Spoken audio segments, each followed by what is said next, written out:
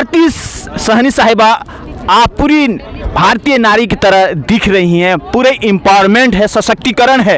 Overall नारी शक्ति साम्यवाद जन स्वराज का प्रशांत किशोर के सामने आप लोगों का हुआ, क्या कहना चाहती हैं? बिहार के लेकर, बदलने के लेकर क्या जज्बा है? देखिए, महिलाएं अगर चाह जाएं तो पूरी कायनात को बदल सकती हैं, केवल बिहार की बात नहीं है ना।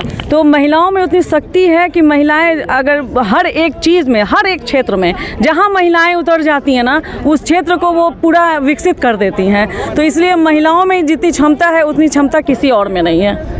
कहीं ना कहीं भारतीय और बिहारी कल्चर पर गर्व है कि? बिल्कुल है, हम गर्व से कहते हैं कि हम बिहारी हैं। क्यों हम डरेंगे कि बिहार में ने वो ऐसे ऐसे विभूतियों को जन्म दिया है, ऐसे ऐसे लोगों को यहाँ से भेजा है, संसद तक भेजा है, जिसके वजह से लोग आज उनका नाम लेते हैं, पूरे बिहार का नाम है। आप कैसा बिहार देखना चाहती हैं जो कि हमेशा सेफ रहे और जो मतलब जो कुछ जो पहनना चाहे वो पहने, सोना चांदी जैसे आप पहनी हुई, क्या चाहती हैं बिहार में?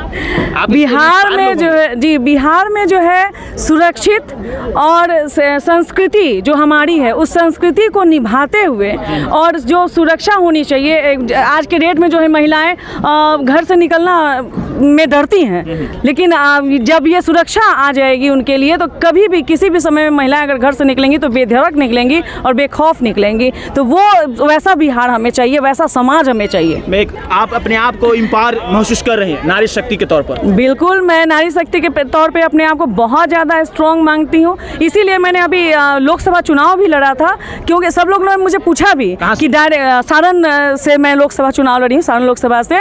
तो वहाँ पे लोगों ने, सबने मुझे पूछा कि डायरेक्ट लोकसभा क्यों, आपने मुखिया नहीं लड़ा, सरपंच नहीं लड़ा, वार्ड नहीं लड़ा, डायरेक्ट लोकसभा क्यों? मैंने यही कहा कि लोकसभा में महिलाओं की उपस्थिति बहुत कम होती है, इसलिए मैं लोकसभा जाना चाहती हूँ ताकि जमीनी स्तर की जो बातें हैं वहाँ तक मैं पहुँचा सकूँ और अपनी आवाज़ बुलंद कर सकूँ। और मैंने बचपन से ही मेरा ये रहा है कि मैंने हर गलत चीज़ के लिए अपनी आवाज़ बुलंद की है और आज भी मेरी यही सोच है कि मैं हर एक गलत चीज़ के लिए मैं अपनी आवाज़ बुलंद करूँ। बड़ा उलझुल बयान दे रहे हैं महिलाओं के लेकर, उनका दिमाग खराब हो गया है, नीतीश जी का। उनको अपने दिमाग का इलाज कराने की जरूरत है। बिल्कुल, उनके अगर डॉक्टर उनके दिमाग में अगर उनका पोस्टमार्टम करें उनके दिमाग का, तो बहुत सारे कीड़े निकलेंगे ऐसे जो मैंने कि विभक्तियां हैं, उसमें विरक्तियां हैं, कभी बहुत सारी बोल देते हैं, कभी कहीं कुछ बोल देते हैं। काहे बोल रहे हैं इतना? जुबान चमड़े की हो गई है, उनकी फिसल जाती है।